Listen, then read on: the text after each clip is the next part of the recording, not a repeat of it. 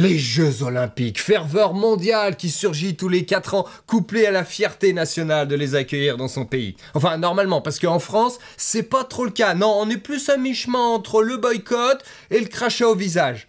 Pourquoi ça ? Rien n'est sûr, mais je vais quand même essayer de vous résumer quelques pistes et même de vous en dire les termes. Les termes. Les termes. Les termes. Les termes. Ouais, les termes. Les Français seraient grincheux, grognons, jamais contents. En tout cas, c'est ce qui ressort sur les ondes de la bouche de ceux que ça concerne un minimum et des journalistes qui ont eu des places offertes.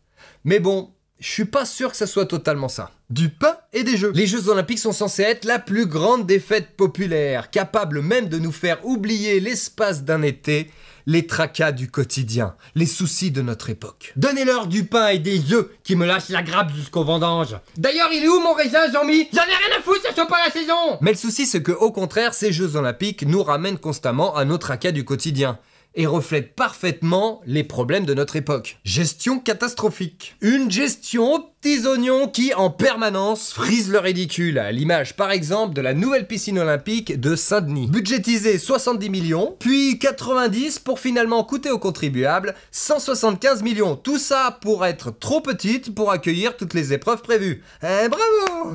Et des conneries comme ça, il y en a pas mal. Donc ça nous rappelle, malgré nous, un petit peu la mauvaise gestion de notre pays, le plus endetté d'Europe, et de notre capitale, Paris, qui devrait passer la barre symbolique des 10 milliards de dettes avant la fin du règne d'Anne Hidalgo. C'est que j'aurais fait x3 quand même. Mais bon, j'étais en petite forme. Les contrats et chantiers arrangés entre amis, des organisateurs payés 300 000 € à l'année, les vacances de la mairie de Paris à Tahiti. Certes, ça nous permet de comprendre pourquoi les bénévoles seront même pas défrayés, mais ça nous rappelle aussi le népotisme et le détournement de fonds publics qu'on sponsorise quotidiennement avec nos impôts. Incompétence! Quand on voit un métro immonde se prendre un petit coup de peinture cache-misère, une scène impropre à la natation se faire greenwasher, des migrants et des SDF se faire géodélocaliser, on ne peut se prendre qu'en pleine gueule les manquements permanents de nos élus hors JO. Et encore, ils ont abandonné l'idée de nettoyer Paris de tout ce qui est rats, crack et punaises de lit. En 3 mois, il y a eu 3 vols de portables des organisateurs des JO.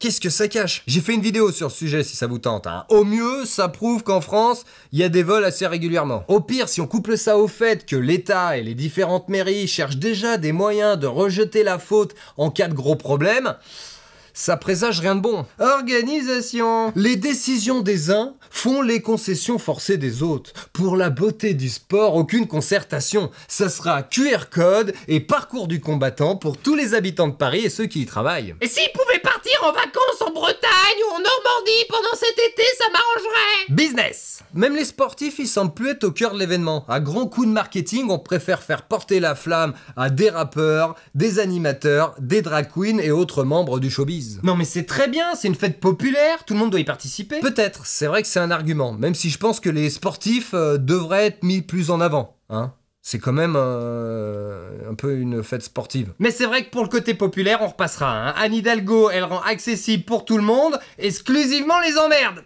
Excusez-moi, mais j'aurais jamais dû voter pour cette conne. Entre les places hors de prix et celles réservées direct par les entreprises et surtout par l'État pour les redistribuer selon ses critères, si toi, personne lambda, t'as envie d'y assister, eh ben t'as intérêt à vendre un rein et te lever tôt. Cérémonie d'ouverture, 2700 € par personne. J'hésite, hein, pour le même prix, on peut partir 15 jours à l'autre bout du monde pendant les JO. Surtout que pour ce prix-là, t'as juste droit à une place assise, hein, dans une rue, dans un lieu public. Hein, et puis c'est même pas les meilleures places. Bien entendu, parce que pour ceux qui veulent pas se mélanger avec les plus pauvres, il y a les packages hospitalité.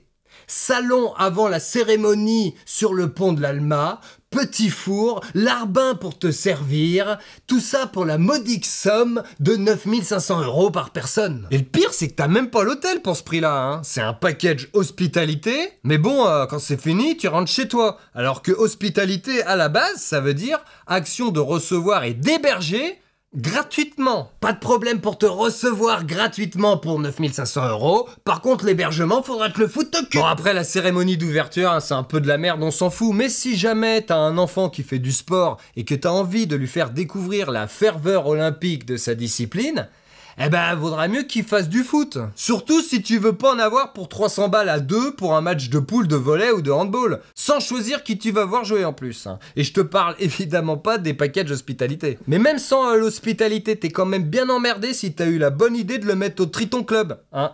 à la natation, parce que c'est 1960 € les 2 places. Ah ouais, là c'est sûr, t'emmènes pas ta femme. Et encore, c'est parce que c'est à la piscine de Nanterre où il y a plus de place. Hein, t'imagines à la piscine de Saint-Denis, hein, où il y a quand même le plongeon. Oh là là, craqué pour un petit package hospitalité à Saint-Denis, sans hôtel évidemment, pour voir des mecs en slip faire plouf.